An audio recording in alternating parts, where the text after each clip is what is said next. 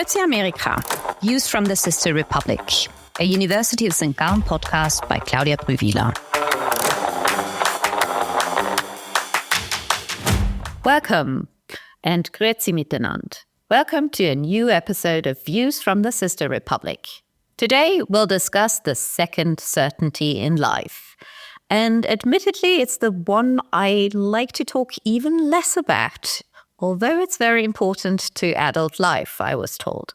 Taxes, spelled T-A-X-E-S, not T-E-X-A-S. So, taxation systems. And I think I'm in good company that I don't like to talk about taxes. In fact, more than half of the American population that is being taxed says that they are very bothered by the complexity of America's taxation system. Fortunately, we have someone who actually enjoys talking about taxes and who has made a life of writing, talking, and teaching about them, and that is Peter Hongler. Welcome to the podcast, Peter. Hello, Claudia. I think 50% have now left the channel. You have your work cut out for you.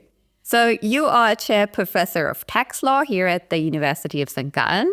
Before joining us in 2019, your work and your research has taken you across the entirety of Europe, more or less, from A, like Amsterdam, down to V, like Vienna, and of course, Z, like Zurich, where you did your PhD. Your studies were spent in the beautiful city of Bern, but you found your way back to your home region of St. Gallen. You have also been at the University of California in Irvine as a research visitor. But I guess that wasn't your first American experience, was it?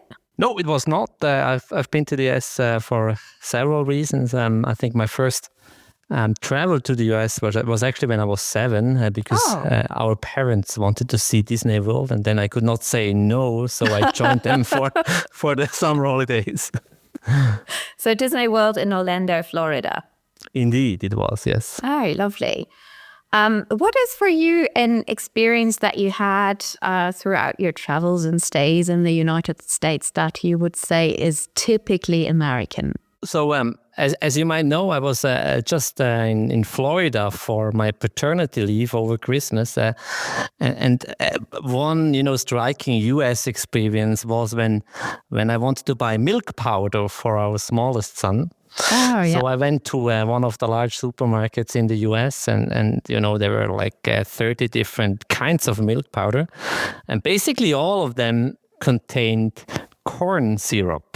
Oh. And I'm not an extremist when it comes to healthy food, but of course for your baby, you want to make sure that the milk powder is healthy. So we were really not sure whether we should feed our baby with that kind of powder, because in the US, you never know, what is the role of the regulator and what is the role of the supermarkets here. So you are more suspicious than in Switzerland when it comes to buying food, especially for, your smallest member of the family. And that is, for me, a classical US experience that you are not sure whether you're doing something healthy compared to the situation in Switzerland. And did you find the right formula in the end? Well, out of the 30, there was actually one brand, which was obviously the most expensive one, which did not contain corn syrup. But I don't know whether it's unhealthy or no, not up to now, but it just sounds a bit strange, right? Well, there is a faction that will say formula is never the solution, but that's, I think, a topic for another podcast at another university, probably too, since we're not in a medical field, the two of us. But it's true, shopping experiences can be quite strange in the United States, particularly if you're not used to a thing called sales tax being added at checkout, right? That's true. There we're right in your field. So having said that, I'm not a fan of talking and thinking and writing and reading about taxes and being in good company with that. How complicated is the US taxation system really compared to Switzerland? I mean, just to give people an idea why I think it must be complicated, the tax code, the American tax code, has over 4,000 pages. So how can this not be complicated? Well, Claudia, you're right. It's extremely complicated, and there is even some writings about that the tax compliance industry. So both the amount of time taxpayers invest and tax advisor invest would actually be the largest industry in the US if we would separately calculate the numbers of hours spent on tax compliance. Oh, wow. A couple of million people are just doing that in the US. So it's extremely complicated. And, there are reasons for that. The US, they have a rule-based approach. So they have to write everything into the law in order to make sure that all cases are covered by the law. And if a case is not covered by the law, then of course the taxpayer has room to play around these rules. So there is a tradition explaining why the tax code in the US is so complicated compared to our system, which is more principle-based. So if you commit aggressive tax planning in Switzerland, the authorities have always a right to challenge your approach, and the situation is different in the US. So I'm right, it's complicated, but is it really also that much more complicated than the Swiss tax system, or is it just a different approach? It's not just a different approach. It's really more complicated. And of course, there is also another logic behind that. It's not just that it's rule-based, so that you have to define all cases that you want to cover by the tax code, but there is also an industry behind it. And there is also lobbying activities, behind that in the US. So more complicated laws, of course, are in favor of those who can afford to have expensive tax advice. So there is also another reason why it is indeed a lot more complicated than in Switzerland. I mean, like Switzerland, the United States is a federal state. To what extent do we see differences between the way the federal state in the United States taxes its citizens and Switzerland? To go layer by layer. Yes, so that's absolutely true, and probably they're the two most interesting federal systems in the world, because they have a lot of similarities, but also a lot of differences. And one similarity is that all the levers have quite significant powers in Switzerland and the US. So compare it to Germany, where the federation is very strong, the Bund, and the states, the Länder, they have very minor competences when it comes to taxation. However, there are some differences, and probably the main difference is that the states in the US, they have a bit less fiscal powers than in Switzerland. So if we look at, the tax rates, for instance, when we look at income taxes, the tax rates in the US are a lot higher at the federal level than at the state level compared to Switzerland. Maybe if I give you some number, the highest income tax rate at the federal level in the US is 37%, only federal level. Wow. And in Switzerland, it's only 11.5%.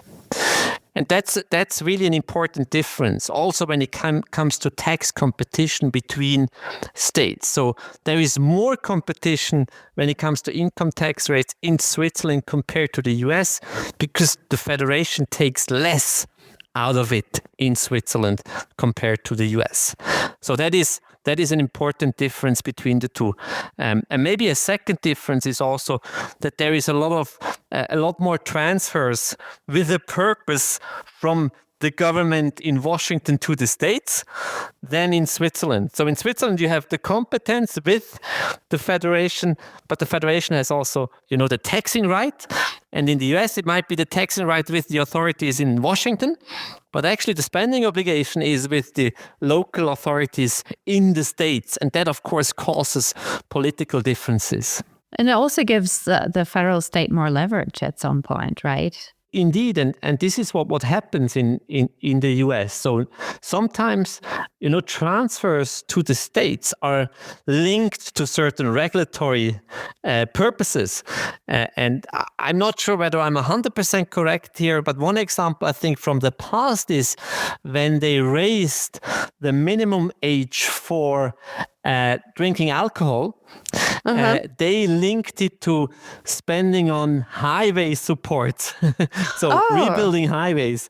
And there you see it. If you don't raise the age to 21, then you don't get the money to improve your infrastructure. And that's, a measure that is used in the US, which is different in Switzerland. That's a very interesting way of using your power of the purse. To move to the layer of the states, I was really struck. As said, I'm a bit of a novice to all this taxation stuff. But I was really struck to see that certain types of taxes are only levied in certain states and not in others. For instance, that only, in quotation marks, 44 states have actually a corporate income tax, and that the two states, South Dakota and Wyoming, have neither an income tax nor gross receipts tax. And I was wondering, how can they afford that? So why are there these vast differences even in what types of taxes exist in each state? Yes, so that's important. First of all, again, I think we need to understand that the levels of taxation are different in the US. So we have a 37% maximum income tax rate at the federal level. So there is not a lot left there. So this is why the power of the states is limited when it comes to income taxation, for instance. And this is why there are some states that do not levy an income tax, like the state of Florida, where I just was over Christmas. That's an example, interesting example, right? But the reason being, they would anyway have a small leeway where they could still levy an income tax. But in case of Florida, they decided to go a different path, and that's the power of the states.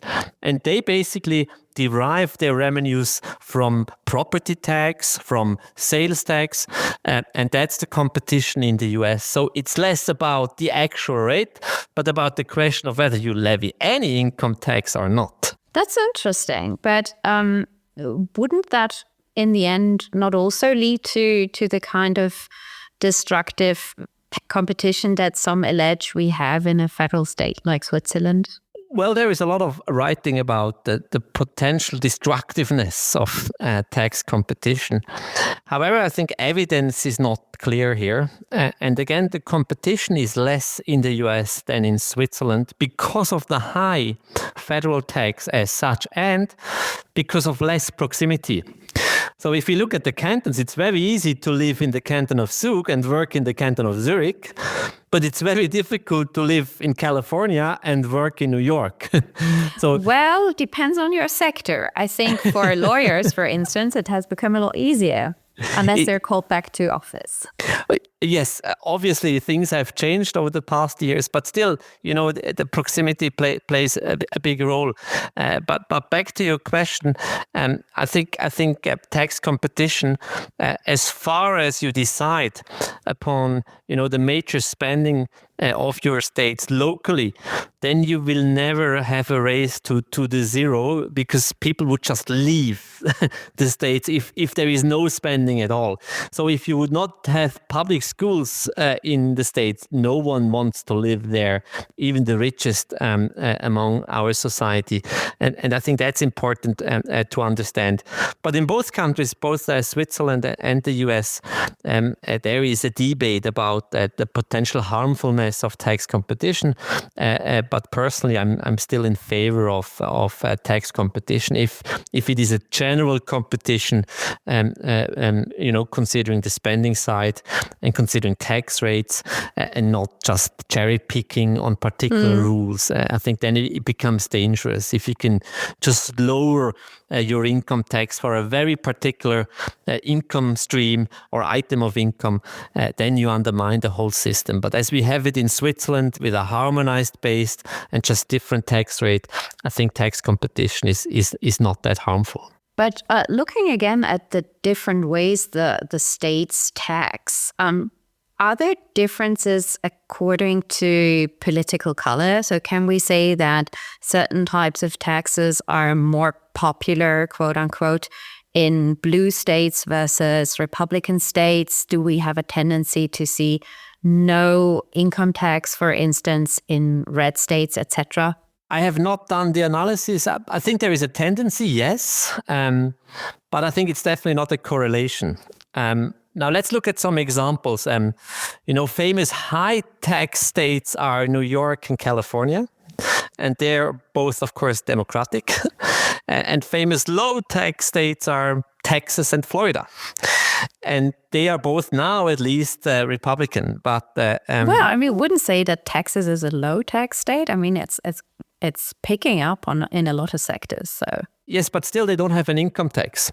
That's true. So for instance, you see right now a lot of new startups in Texas just because of that there is no income tax. But we should not underestimate that it's difficult to change your general approach towards taxation over 4 years. What could be an example? Nevada. I think Nevada is a swing state, probably, if we look back. But they do not have an income tax. And I think for a democratic governor, it would be very difficult to change that immediately. Because that is, first of all, a strategic decision, but it's also a cultural approach which has been created over years and years.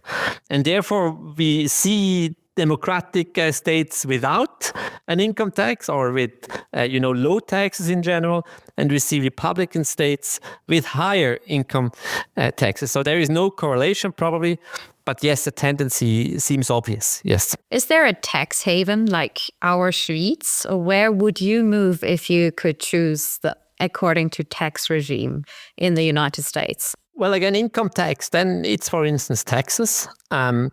But when you look at, property tax, for instance, Florida is extremely high. And the other day when I was in Florida, I came along actually a YouTube video on that because there was someone, who was alarmed that it has become a place to live. So no one should move into Florida anymore because there are hurricanes and the property tax is so high and the insurance burden is so high that he does not understand why people are still moving into Florida. So depending on your situation, it can be more expensive to live in a state such as Florida with no income tax, but with a high property tax and high sales taxes than compared to another state. So it's very difficult to come up with the tax haven in the US. What would you say are the best states to do business when it comes to corporate taxation? I mean, you mentioned the states that do not have a corporate income tax. And so I mean, they sound very attractive, but there's not that much going on in other respects. We should also not underestimate that nowadays, tax incentives in the US are not just low corporate income taxes, but also so-called tax credits. Okay, explain briefly what that means. Yeah, so for instance, under the Inflation Reduction Act by the Biden enacted by the Biden administration, you get tax credits. So that means you pay less taxes that are actually due if you do certain things. Now, for instance, if you transfer your fleet, so your cars within your organization into electric vehicles only, then you receive tax credits. Or if you do research and development, then you receive tax credits. And that can lower your tax burden significantly. And therefore, you might choose a place where they're more open to grant you these tax credits or also investment credits. If you invest into infrastructure, if you build a new plant, then you might receive additional credits. So these credits have become extremely important in the US when it comes to competition also among states. Obviously, the Inflation Reduction Act is an example where you receive the credits for your federal taxes, right? Yeah. Do we have anything similar to this tax credit system in any European state, or is that an American thing? No, there are quite a lot of countries nowadays that grant these tax credits, especially Ireland, for instance, or the UK. And now, because of the global minimum tax, We'll come to that countries, in an yes, instant. so countries are introducing, and there is some debate in Switzerland that we should also use the tax credit system because it's beneficial under the global minimum tax.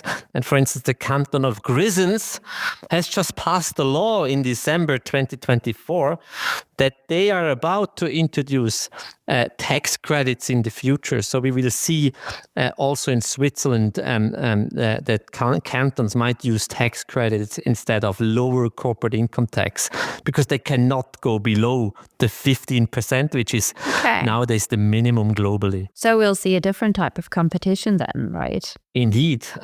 So the global minimum tax has dramatically shifted how countries compete amongst each other. And maybe nowadays it's subsidies and tax credits and not anymore low corporate income tax rates. During the campaign last year, we didn't hear that much talk about taxation, just that the now new president promised to keep corporate taxes low. He preferred actually talking about another word starting with T, tariffs, which in a way can also work like a tax. But he also promised things like no taxes on tips, for instance. When following the plans for reform, what was your take on the ideas that Donald Trump presented? So first of all, with respect to tariffs, I think that's very interesting. Historically, the US, as also Switzerland, just lived out of tariffs. So that was traditionally the only income that you had at the federal level because you were controlling the borders, right? And then during the First and the Second World War, both Switzerland and the US, and that's again a similarity, started to introduce income taxes at the federal level. And now we are going back to a pre-war situation in the US, at least with respect to tariffs. So the tariffs become more important for, the federal revenue agencies. Now, what is important to understand is that the US does not have a VAT. Right? We have no value-added tax in the US. We have sales taxes, as you mentioned, at the state level, but we don't have a value-added tax. So we have no Mehrwertsteuer. But why not? The VAT traditionally is considered to be a regressive tax. That means the burden is higher for low-income people. And therefore, the Democratic Party has difficulties to suggest the introduction of a VAT historically. And of course, the Republicans also have problems to suggest the introduction of a VAT because it increases, the price of consumption. But I think there is no way around a VAT in the future. If you have, a higher welfare state, as they also have in the US, you need to look for financing that. And the VAT is just a very efficient means to finance a higher welfare state, as it is the case in most European countries. Now, Trump tries to sell that to the people through tariffs, but tariffs is nothing else than a VAT. I mean, economically, it's kind of a VAT because it will also increase the prices of products, right?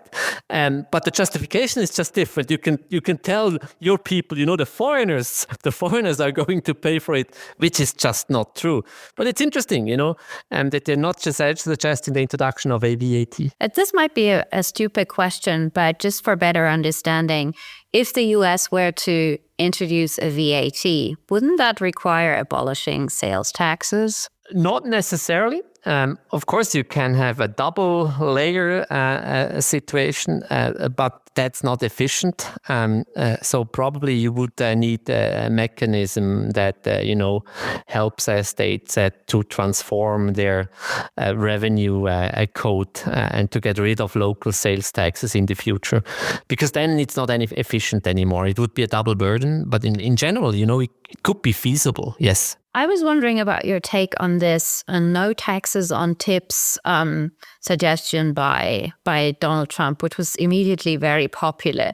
But from a layperson's perspective, I was thinking, well, that's just going to be priced into the wages that all these people who do require tips to make a living wage get. So what's your take as a specialist on taxation? Is that a good idea?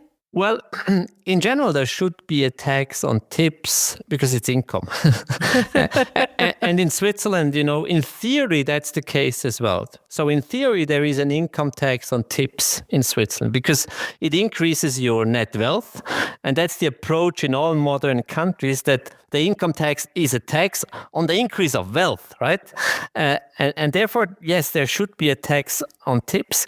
I think it was a bit of fuss about, taxing tips, as a lot of people that, receive tips are anyway exempt from income tax because their salaries are too low. And I think even Harris suggested the introduction of an exemption for tips. At the end, what you want to achieve, and I think that's important, you want to reduce the burden of the poorest in society. But technically then it's better to grant a general, tax exemption or tax credit for low-income people and not to exclude certain items, because then again you start to, plan around. Yeah. Then, as you said, the restaurants would pay lower salaries and pressure would be higher to pay higher tips because, it's tax exempt.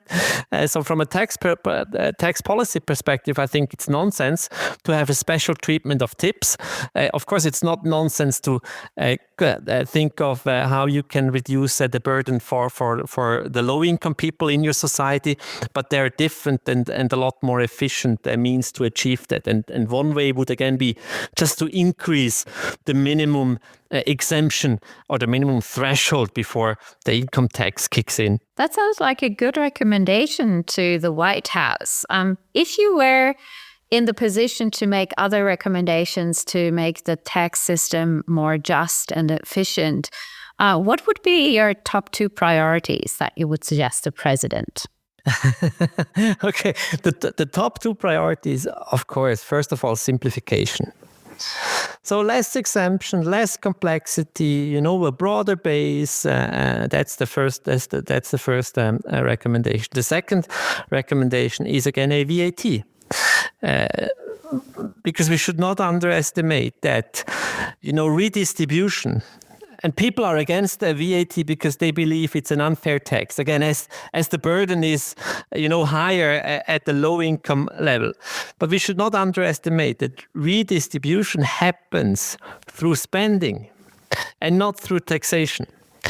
And that's, I think, so important to consider. So at the end, a state could live just with a VAT. And it could lead to the same result as we have now, both in Switzerland and the US.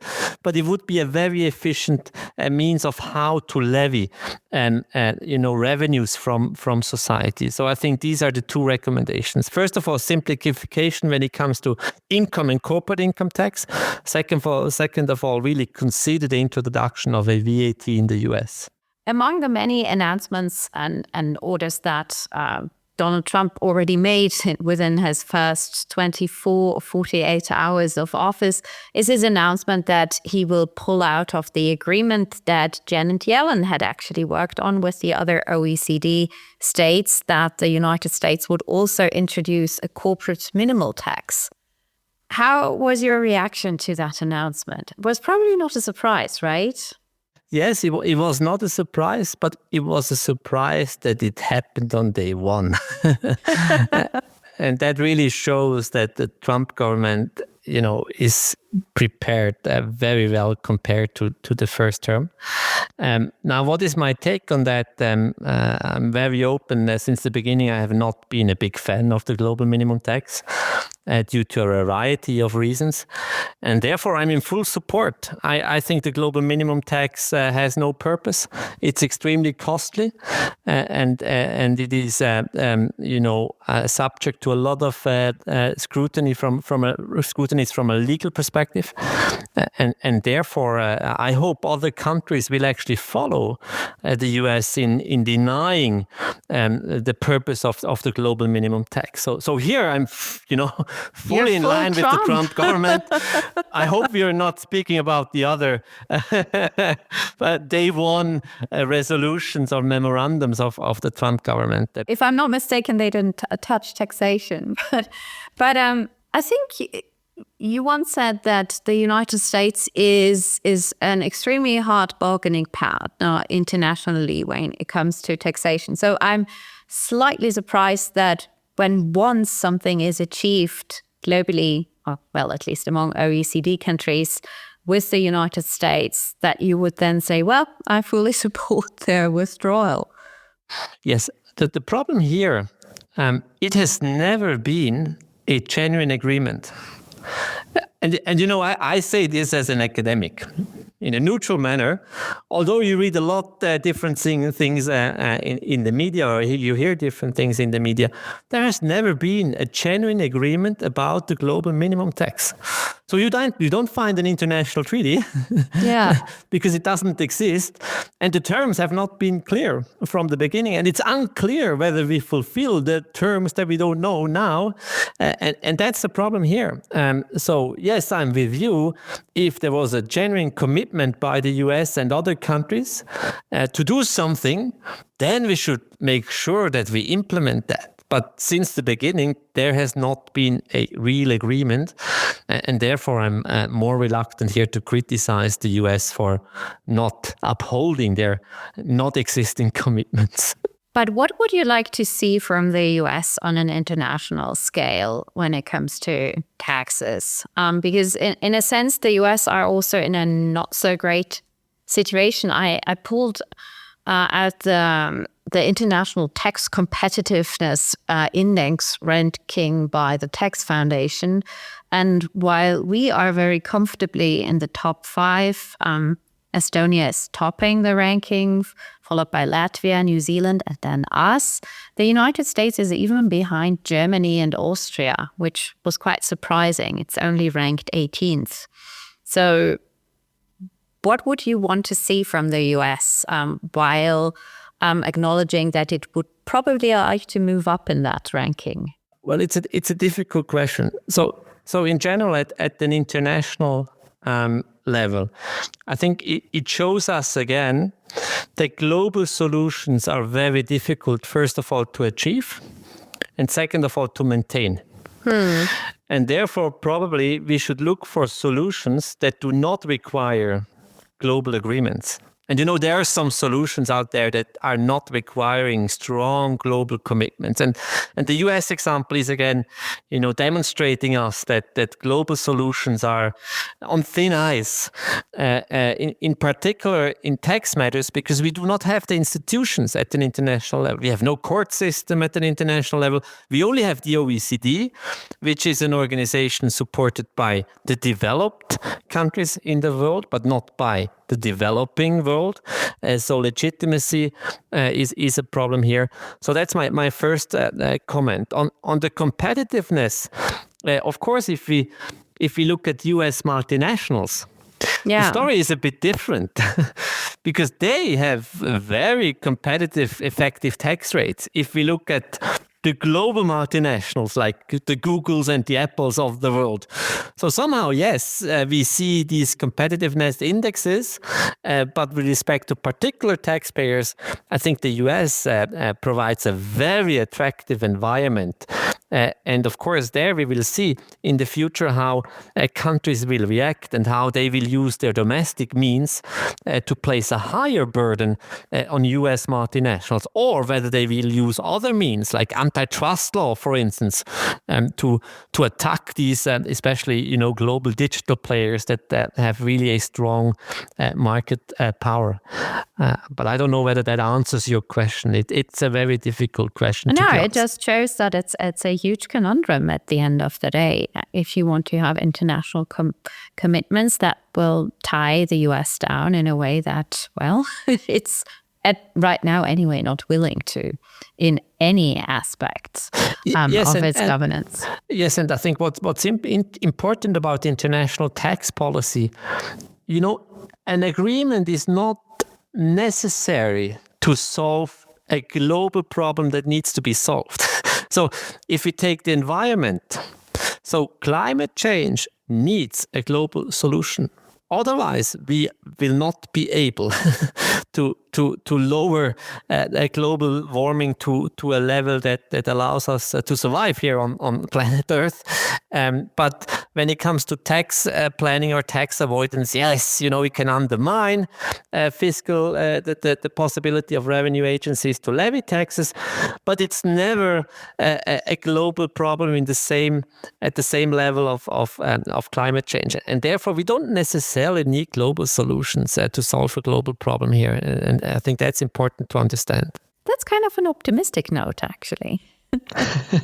Because it gets us out of the perceived problem. So thank you, Peter, for answering my questions on an issue that I try to avoid whenever I can, and a lot of Americans too, particularly when they have to file their tax reports to the IRS. I read that Americans take on average 13 hours to file their tax stuff. They usually do an e-file. How long do you take as a tax specialist for your Swiss taxes? Well, not more than 3 hours, probably. So let's see whether this administration will be able to get these 13 hours down.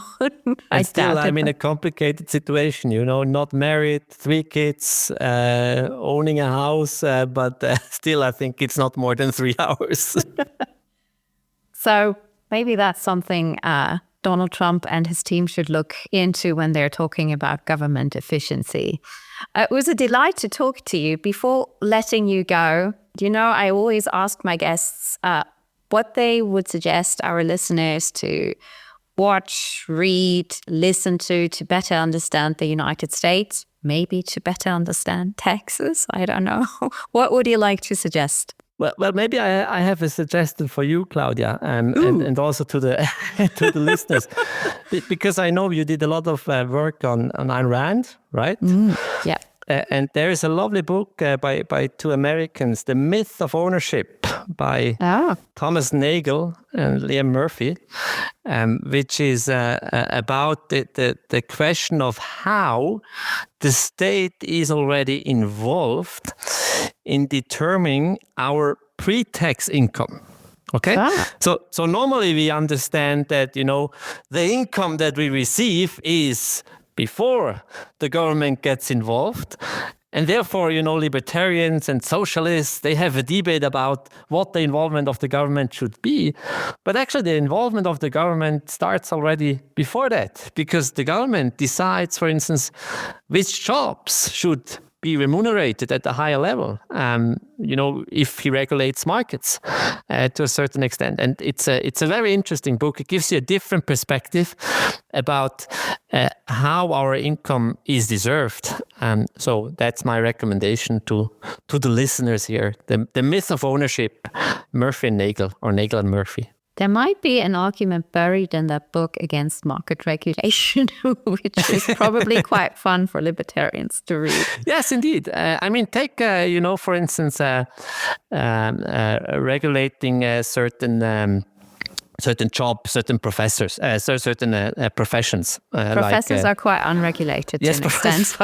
But it's a good example. Who decides about my salary? Well, it's the canton, right? It's the political parties that decide about how much I should earn. So I should not take that as my real market income. It's a good example. So let's stay with the professors here. So the state is already involved there, not just at the level of taxing my income, because the state tells me already, or the government tells me how much I should earn. And we'll leave the discussion whether the state should actually do all that to another time. So thank you so much, Peter, and thank you to all our listeners. Look forward to having you back for another episode. And with that, auf Wiedersehen. Thank you. Grüezi Amerika, Views from the Sister Republic, a University of St. Gallen podcast by Claudia Brüwiler.